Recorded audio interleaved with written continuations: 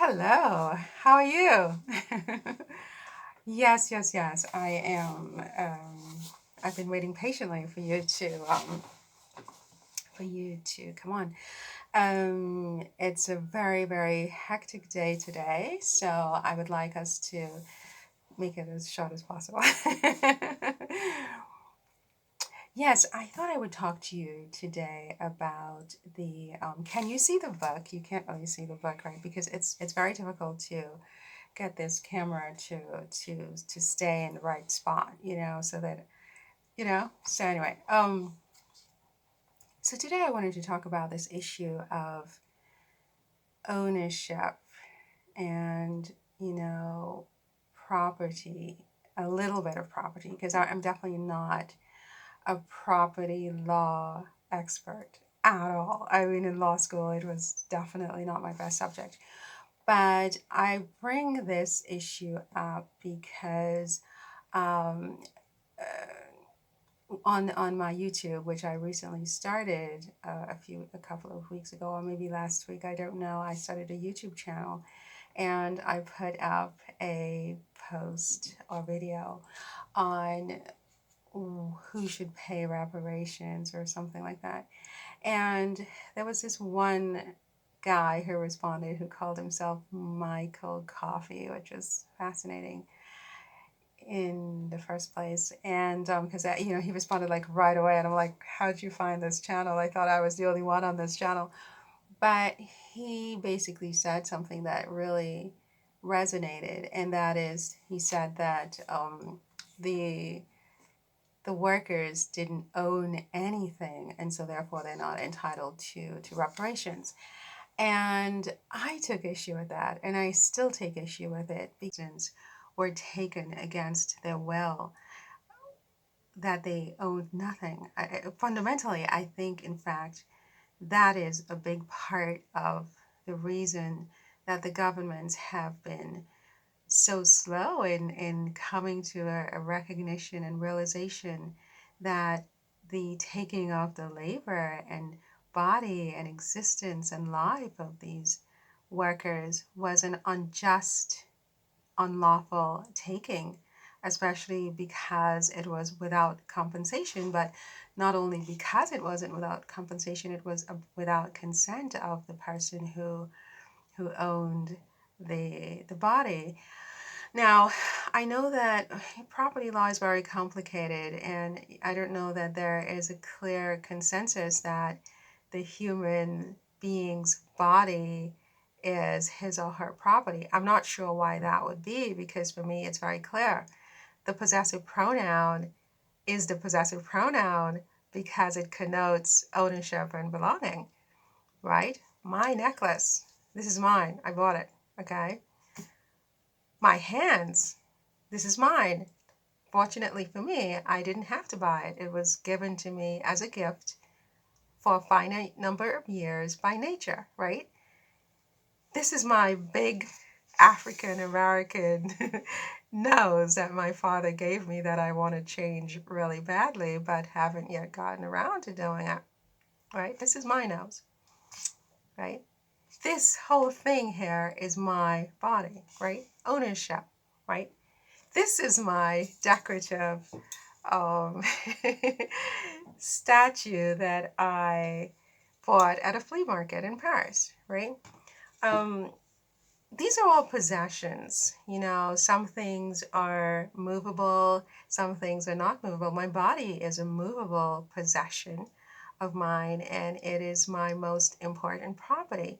It is the property with which I was born, and the only property and possession that I take with me to the grave, if they allow it, right? If they allow it, because in fact, your body can be sold and carved up and used for research after your death without your consent. So in a technical sense, you don't always take your body to the grave. I mean, someone could take it after you die and carve it up and do whatever they want with it. But while you are alive, it is my view that our bodies are our possession, and being our real property, or personal property, I should say, their personal property, that it belongs to us and is ours to use, to hold, to control, to decide whether or not we want to be sold, at what price, etc., etc. Now, again, the state and the government can limit our control of our bodies. We saw that in Texas recently, where the Supreme Court upheld, um, not in Texas, but a Texas law was upheld by the Supreme Court that sought to limit a woman's right to choose whether she wants to be or is ready to be a mother after 6 weeks. And so the courts and the governments can control how much of our property interest and right to our bodies we are allowed. The government can say, these are your eyes, but you can't sell them. These are your hands, but you can't sell them to someone else. The government can, there are many ways that the government can, to some extent, control how you use and hold the possession of your body. But it is my view that the notion that these workers owned nothing is fundamentally flawed and fundamentally wrong. Every human being owns their body, the possessive pronoun, my body, your body, his, her, its body, okay? Even cats and dogs own their bodies. We think we own them because we bought them, at a pet shop, but, tomorrow you die, the cat is still, the cat is still the cat. The cat belongs to itself, right? You have custody of the cat, and custody can be legal or illegal. It can be lawful or unlawful, but it's not ownership necessarily. You need more in order to own something. You need title, or you need to have a natural right to that which you are claiming ownership. I think every human being obviously owns their own body. Again, the possessive pronoun. This is really, really important. People need to understand that the possessive pronoun means something belongs to something or someone. When it belongs to something or someone, it means that person or thing owns that person or thing, right? So I am not my body, you are not your body. We're not synonymous with our bodies. Hence, again, the possessive pronoun. I am not my statue. My statue belongs to me because I bought it, right? I am not my nose. It belongs to me because it was given to me by nature. I am not my hands. They belong to me, right? I'm not synonymous with my body. Who is my? Who is I? That is the person within. It's a mystery. I'm not going to sit here and pretend to understand all of it, but it is separate and apart. There is definitely a duality to the human being. At a minimum, a duality. It could be even more complicated than just two parts. I don't know.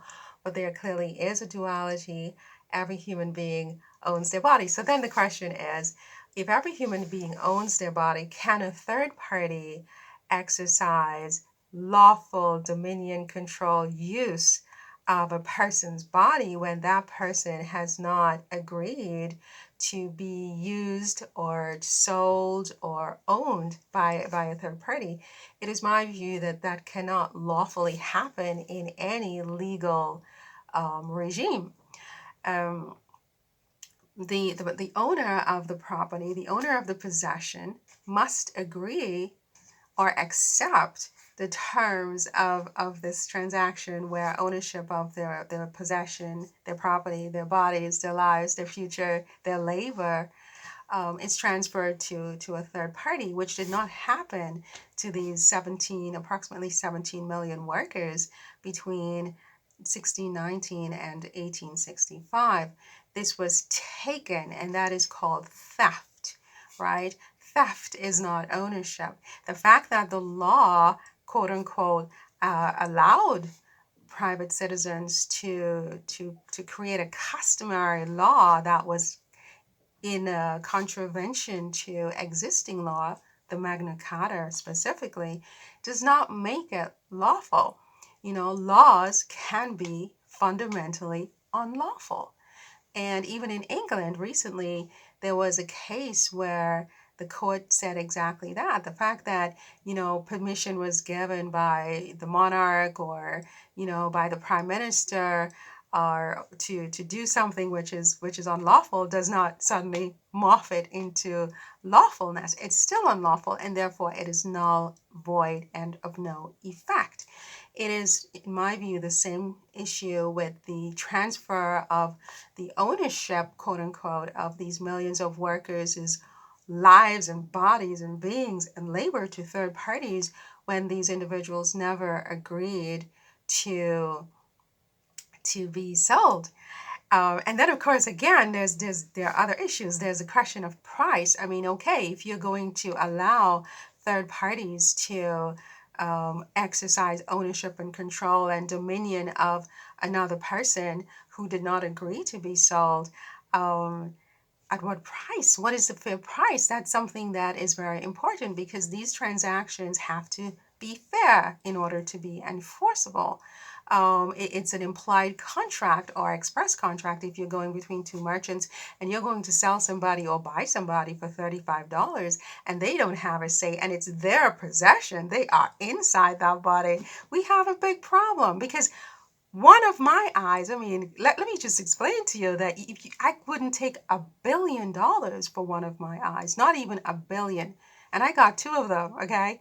I don't know about you and how much you would take for yours, but I wouldn't take $1 billion just for one eye. And my eye is just one small part of my entire body. You want to talk about ownership? I mean, I wouldn't, you want to cut my finger off? How much am I willing to take for that? $0. You can't pay me enough to do that. There's no part of me that I would be willing to part with at any price, right? It's priceless, right?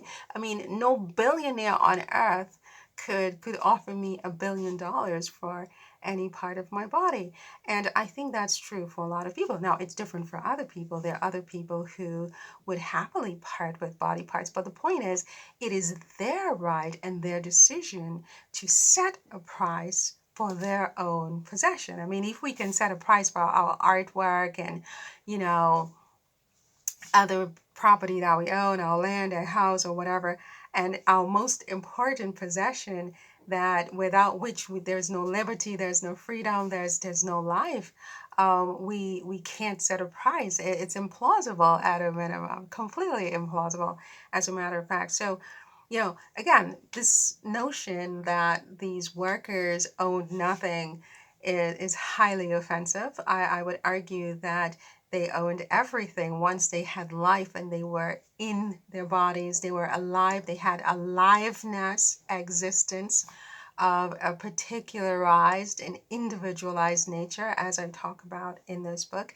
And with that, they were able to move, they were able to work, they were able to provide value for their de facto employers and by extension, their governments.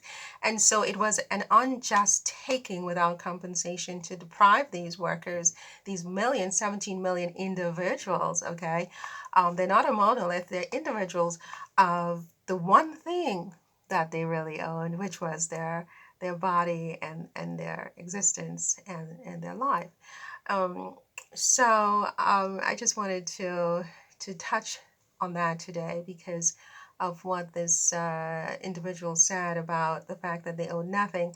I mean, possessions like Picasso's and Monet's and I don't know, Rembrandt's. Of course, it's easy to see the value of those types of possessions, and not so easy to see the value of an eye, of possessing an eye and a tooth and hands and breasts and God, whatever else. I don't want to even get into it, but these are our most valuable possessions and our most valuable properties, and they're priceless, right?